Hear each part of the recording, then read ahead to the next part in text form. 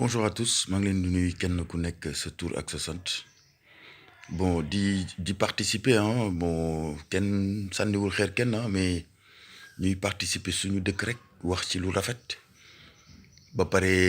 di ñaan yàlla jëfee ko bu ñu yàlla may kattan bu ñu ko jëfee ak moyens yu ñu ko jëfee c'est très important donc dama gis ni daal suñu dëkk bi li fi am boo ko waxee ay nit sax dañ naan la. Non, dëkk bi du dem Dakar du dem Sénégal du dem machin bi dul mais man j'ai la forte conviction que Dakar day dem Sénégal day dem en fait et que voilà il faut pas non plus que ñu jël lépp wekk ko ci Dakar parce que région yi aussi ci Sénégal lañ bokk te foofu la maanaam fi li gën a sooxe foofu la nekk donc daal ma doon indi sama participation par exemple en commençant par l'insalubrité l'insalubrité bon mun naa ne c'est partout boo demee fii Diourbel da nga naan fii vraiment la fa xew dafa jéggi dayoo Diourbel si ville yi gën a maanaam salté ci la bokk et pourtant on a des hommes politiques qui sont là-bas di jéem a xëccoo nguur bon bu Dakar moom n'en parlons pas parce que Dakar concentration bi moo ko def mais insalubrité bi pour dindi ko man je trouve que c'est juste une volonté politique parce que boo xoolee par exemple li Rwanda def seen dëkk ba mu jaral leen ñu nekk un des pays les plus propres xam nga. Un des pays les plus propres du monde waxuma sax Afrique mais du monde parce que Rwanda bi ngeen di gis nii dans les statistiques moo gën a set Italie il faut pas se leurrer moo gën a set Italie donc ñoom lu ñu def ba seen dëkk bi set moom la Paul Kagame seen président def bi mu egsee dafa ñëw ne dañuy def loo xamante ne ñu ngi ko tuddee Lumuganda maanaam mooy genre setal yi fi amoon rek yi nga xam ne doon nañ ko def dans les années 80 des trucs comme ça ba léegi nii am na ñu koy def. Mais Paul Kagame est venu ne moom si boppam en tant que président daf koy jaral chaque samedi de fin de mois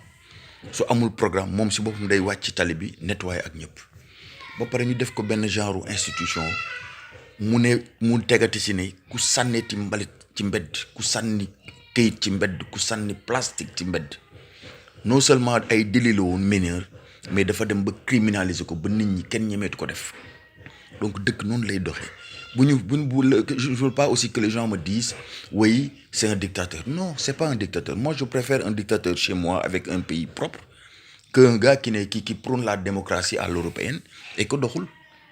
man je préfère ça donc man idée boobu laa bëggoon ñu indi ko Sénégal on interdit les sacs plastiques que ñuy punir ñi di sànni salte ci mbedd booy dem rond-point Liberté 6 bi avant ngay egsi si rond-point bi boo jógee si deux voies yi jógee VDN bi di ñëw mais xeet bi dugg sa biir oto rek c'est incroyable pour des gargotes qui sont là-bas di tuur seen saleté yi ci tali bi ci dans des égouts mais ana suñu autorités yi ana suñu maire yi ana suñu maire yi lii ma ne leen méttiwul ñun ñu ngi nii man je faisais partie des gens qui ont milité pour que ñu jëlee. Bon, il est vrai qu'on était accompagné par le maire des HLM, M. Papsek, et toute la communauté des HLMois. Moi, j'en faisais partie. Mais on s'est battu jusqu'à ce que les marchands ambulants quittent les HLM. On s'est battu. Ñu ngi fii jóge nañ fii mais li nga xamante ni nag mairie bi daf ko war a continuer di def mooy manque de suivi defuñu ko parce que amul suivi boo fa rombee da ngay gisaat ay marchands ambulants taxaw ak seen ay affaire di jaay foofu dafa waroon set wecc donc Lumuganda boobu Paul Kagame instauré loolu la ñu waroon indi suñu dëkk instauré ko fii bu ñu am kersa di tricher moi-même j'ai écrit un truc et je l'ai appelé Sunuganda mais c'est quelque chose de bien boo demee si dëkk gis fa lu baax da nga koy indi fii et puis am na beneen affaire boo xamante ni bon damay daaneel foofu beneen yoon ñu développé waat yeneen yi beneen affaire bu ma gën a yéeme mooy c'est le transport au Sénégal man dama jàpp ni comme li may wër di wax rek ne que ñun soit on n'a pas les moyens de notre politique wala ñi ñuy jiite am na lu leen manqué lu bëri mais ñun man musuma gis dëkk j'ai jamais vu ak li ma voyagé j'ai fait 21 ans en Europe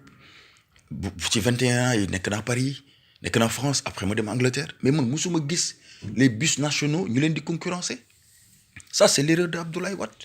et que un président que je respecte beaucoup mais ça c'est son erreur de ramener des bus Tata des machins bidules parce que yeneen bus yi mënuñu peut-être def li nga xamante ni moom la ñu waroon def pour nit ñi di am transport et tout mais loolu yokkal ma les bus Dakar dem dikk xaw ma naka lañ leen di tuddee il faut ñu yokk leen di bus nationaux da nga koy yokk. Sénégal bëriwul oto ñun à Dakar on est à 4 millions d'habitants à Dakar plus de 4 millions d'habitants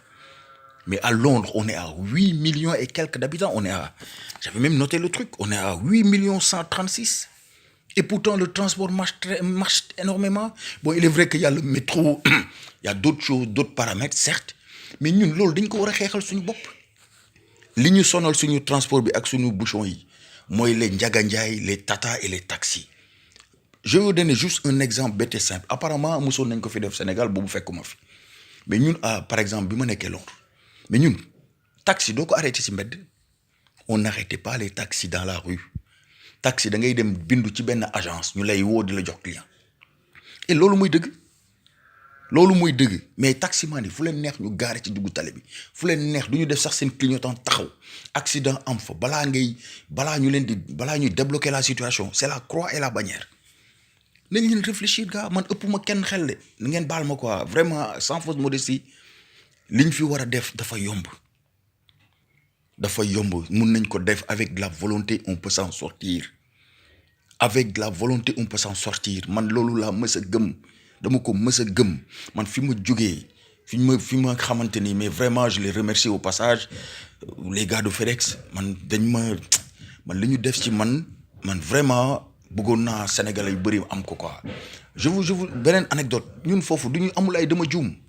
fii Sénégal ngay ñëw ñu naan la ndogalu yàlla laak ay maa ngi jégalu ak yooyu man là où je travaille y en avait pas dañ la doon jox lu ñu naan un PST sheet PST mooy primary secondary tertiary boo egsee sa liggéeykaay la plus basique des choses dañ la naan la ndax sa bunt bi nga ko ñëwee caabi bi nga ko ci roofee bunt bi ubbeeku na nga ne oui nga coché bind ko. sa ordinateur tàkk na bu baax nga ne oui sa liggéey bi def nga ko bu baax nga ne oui mais bu ñu toogee ba ngoon gis ni yow par exemple liggéey bi deful yoon da jaarul yoon ñu gis ay manquement mais dinañ ne la mais Demba ana li ñu la waxoon nga def duma leen wax dama juuma parce que j'ai pas regardé sama pièce de sheet je me suis pas concentré sur mon travail donc loolu la ñu war a jàngal gars yi ba pare yokk politique de suivi bi parce que fii ku ñu fi teggi ci mbedd bi si mbedd bi boo subaa nga dellu si waat loolu moo dul yoon da ngay gis sax ku taxaw ak policier di wax di yëkkati loxoom mais loolu outrage la amuñu benn respect même dans les institutions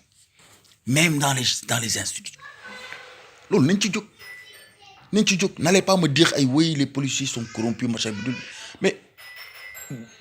même s'ils sont corrompus ana ñu leen di suivre pour dindi loolu amuñu y en a pas et puis on leur a pas donné les moyens dëkk sa armée sa police sa gendarmerie sa sapeur pompier da nga leen war a jox ay moyens man sama xel bu gàtt loolu la quoi et puis ngeen baal ma su fekkee dama ci wax lu ëpp maa ngi jéggalu bu baax a baax parce que Sénégal rek moo tax may wax moi je suis rentré depuis 3 ans maa ngi sant yàlla nag quoi maa ngi def sama ay dox mais vraiment sama 2 voyages yi ma def à Matam yëpp moo ma delloo ci loolu sama xel quoi ne man il faut que ma militer pour que sama Sénégal